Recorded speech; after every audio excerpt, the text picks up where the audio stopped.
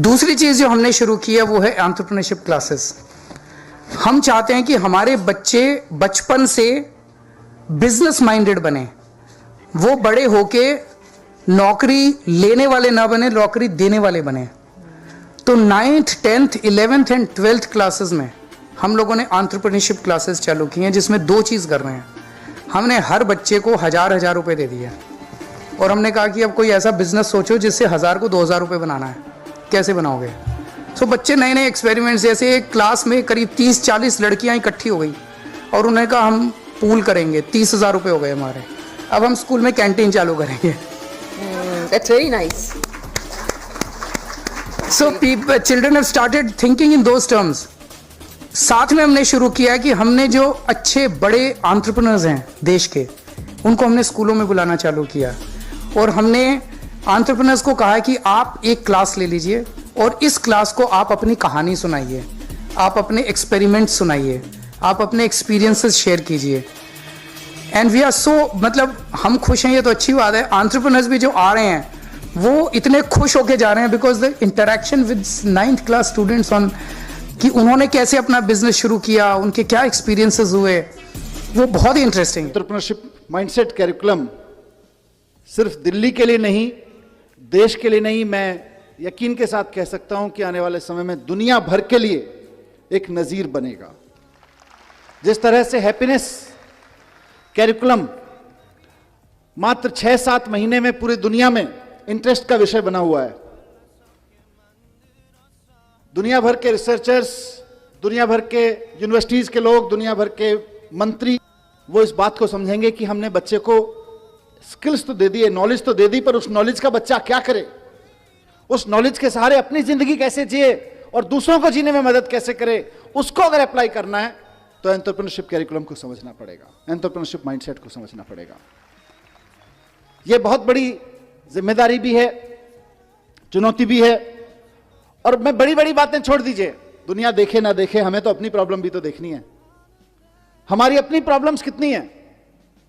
हमारी प्रॉब्लम्स हैं कि आज हमारे यहां लड़के लड़कियों को हम बहुत अच्छा पढ़ा के उनके हाथ में डिग्रियां दे रहे हैं, लेकिन उनकी बेचारों की स्थिति यह है कि देश के किसी भी कोने में अगर किसी सरकारी डिपार्टमेंट में चपरासी भी की नौकरी निकलती है तो पीएचडी, पोस्ट ग्रेजुएट, ग्रेजुएट लड़कों की लड़कियों की लाइन लगी होती है। 3-3, 4-4 हजार बच्चे उसके लिए अप्लाई करते हैं, लाखों लाखों लोग उसके लिए अप्लाई करते हैं। क्यों? क्योंकि हमने पीएचडी की डिग्री तो दे दी, नॉलेज तो दे दी, पोस्ट ग्रेजुएशन की डिग्री तो दे दी, नॉलेज तो दे दी, ग्रेजुएशन की डिग्री, नॉलेज तो दे दी, लेकिन उसका करना क्या है ये नहीं दिया। उस नॉलेज के बेस पे मैं क्या कर सकता हूं ये नहीं दिया। इस नॉलेज के बेस पे क्या कर सकते हैं, इसी का नाम एंटरप्रेन्योरशिप कैरिकुलम है, इसी का नाम एंटरप्रेन्योरशिप माइंडसेट है। तो हमारे देश की सबसे बड़ी समस्या जो अनएम्प्लॉयमेंट है आज की तारीख में, उसका समाधान इससे निकलने वाला है, पूरे राष्ट्रीय समस्या का। जैसा चीफ सेक्रेटरी साहब ने अभी कहा कि अगर 1% बच्चे भी आगे बढ़ के एक्चुअली एंटरप्रेन्योर्स बनने की दिशा में चल पड़े तो इंडिया को सुपर पावर बनने से कोई नहीं रोक सकता है, सुपर पावर बनने से। यह बड़ा विजन है, बड़ा ड्रीम है, हमको सिर्फ एक क्लास का ड्रीम नहीं है। अभी सचिन बंसल जी जैसा जिक्र कर रहे थे कि आईआईटी से निकलने के बाद इनके पास में जीने के 2 तरीके थे। एक तरीका यह था कि ये नौकरी कर लें किसी बड़ी कंपनी में, और दूसरा तरीका यह था कि कोई अपना काम कर लें, छोटा मोटा, जैसा भी छोटा मोटा से शुरुआत करें।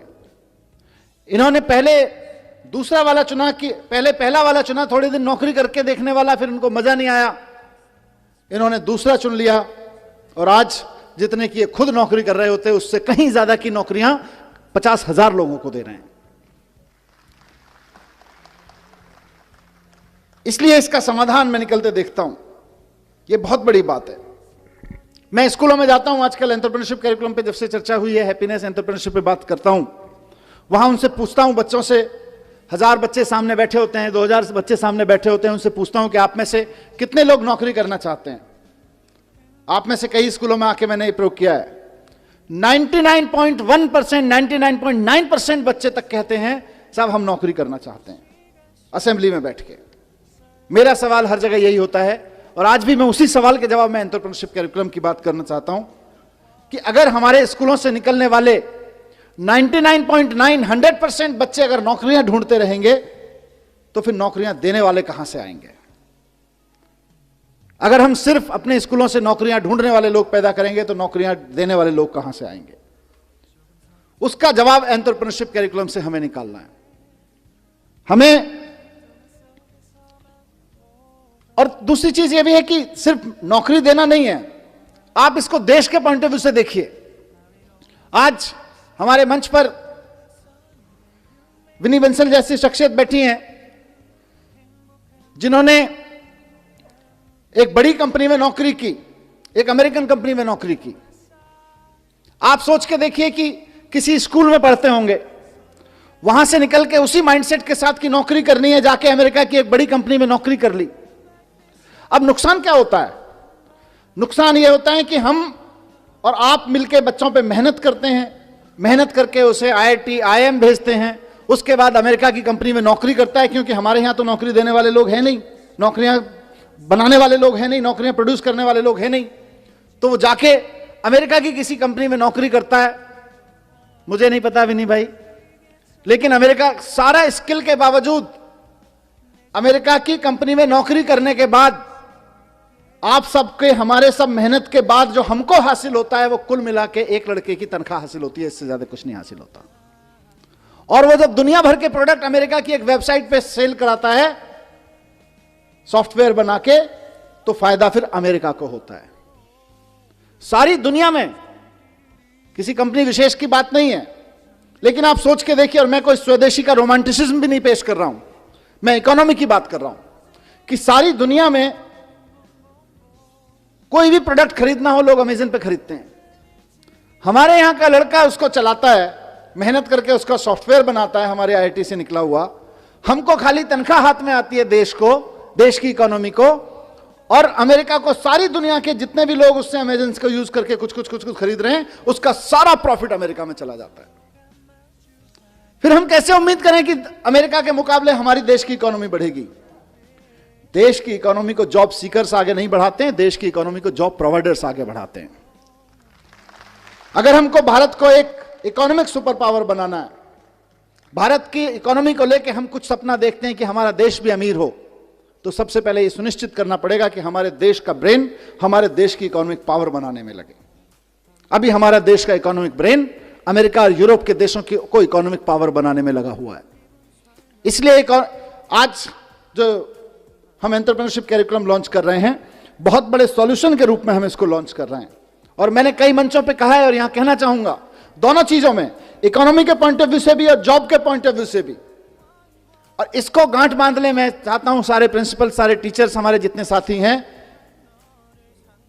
कि जिस वक्त हम देशभक्ति की बात करते हैं ना, कि जब दुश्मन की सेना सामने खड़ी हो तो देश के लिए जान देना देशभक्ति है, लेकिन जब बेरोजगारों की सेना सामने खड़ी हो तो देश के लिए नौकरियां देना देशभक्ति है। आप अपने स्कूलों से देशभक्त पैदा करें, हम खूब 15 अगस्त मनाएं, खूब 26 जनवरी मनाएं, अपने लड़के लड़कियों को तैयार करें देश के लिए जान देने के लिए, लेकिन साथ साथ अपने लड़के लड़कियों को तैयार करें देश को नौकरियां देने के लिए भी, क्योंकि नौकरियां नहीं रहेंगी तो जितने सुसाइड देश भर में हो जाते हैं उससे कहीं ज्यादा, उससे कम लोग बॉर्डर पे मारे जाते हैं। अगर आप बॉर्डर की बात करें तो अभी दुश्मन की सेना से जो खतरा है वो तो होता ही है, किसी भी मुल्क को होता है, लेकिन सबसे ज्यादा खतरा देश के नौजवानों को आज बेरोजगारी से है। और बेरोजगारी का मुकाबला करने के लिए हमें देशभक्त पैदा करने पड़ेंगे, ऐसे देशभक्त पैदा करने पड़ेंगे जो हजारों हजारों लोगों को नौकरियां दे सकें। आज आदमी जिंदगी में उतना ही बड़ा कर सकता है जितना बड़ा सोच सकता है। आदमी जिंदगी में उतना ही बड़ा कर सकता है जितना बड़ा, आदमी जिंदगी में उतना ही बड़ा कर सकता है जितना बड़ा, आदमी जिंदगी में उतना ही बड़ा कर सकता है जितना बड़ा। हिम्मत चाहिए, हिम्मत बड़ा करने के लिए हिम्मत नहीं चाहिए, पहले बड़ा सोचने के लिए चाहिए। कलाम में, मुझ में, या ऐसे और पता नहीं कितने आए और कितने गए और कितने और आने वाले हैं। क्या फर्क है? एक झूठ है जो जा करके आपके दिमाग में किसी ने घुसा दिया है कि फर्क है, फर्क है, फर्क है, उनके अंदर कुछ स्पेशल है, उनके अंदर कुछ स्पेशल है। अरे किसी के अंदर कोई स्पेशल नहीं है, कुछ नहीं है। जिसका डिजायर जितना बड़ा है उसकी सक्सेस उतनी ही बड़ी है। ट्रैक्टर मैन्युफैक्चरिंग कंपनी के ओनर ने फरारी खरीदी। उस फरारी में कई उन्हें क्लच में प्रॉब्लम्स नजर आई, जिसकी शिकायत उन्हें डायरेक्टली फेरारी कंपनी के मालिक एंजो फेरारी को कर दी। एंजो फेरारी से खफा होकर इस बंदे को इंसल्ट करते हुए कहा कि तुम सिर्फ ट्रैक्टर चलाने लायक हो, ये फेरारी तुम्हारे बस की बात नहीं। इस इंसल्ट को अपना मोटिवेशन बना के उस बंदे ने फेरारी को टक्कर देने के लिए एक कार मैन्युफैक्चरिंग कंपनी बनाई, और वो कार मैन्युफैक्चरिंग कंपनी आज के समय वर्ल्ड की सबसे ज्यादा लग्जरियस कार मैन्युफैक्चरिंग कंपनीज में शुमार है। Yes, I am talking about Lamborghini, और फाउंडर का नाम था फेरुशियो लैम्बोर्गिनी। गाइस, यहां सीखने लायक बात यह है कि जब कोई आपकी इंसल्ट भी कर देना तो उसको पॉजिटिवली लेकर अपने लेवल को उस हद तक लेके जाओ जहां पर दुनिया आपको सलाम करे।